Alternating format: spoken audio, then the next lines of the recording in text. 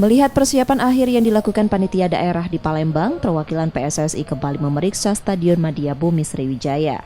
PSSI ingin memastikan yang telah dilakukan panitia daerah sesuai arahan yang sebelumnya diberikan FIFA dan PSSI. Selain itu, PSSI juga melihat perkembangan beberapa hal yang sempat masuk dalam catatan sebelumnya.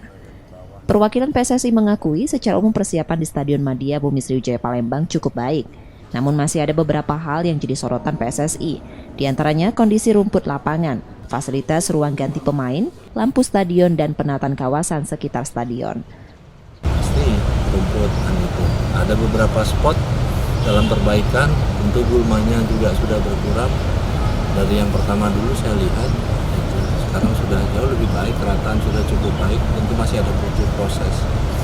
Kita masih ada waktu 1 tahun ke depan, paling tidak dalam persiapan kunjungan dari delegasi itu kita bisa siap.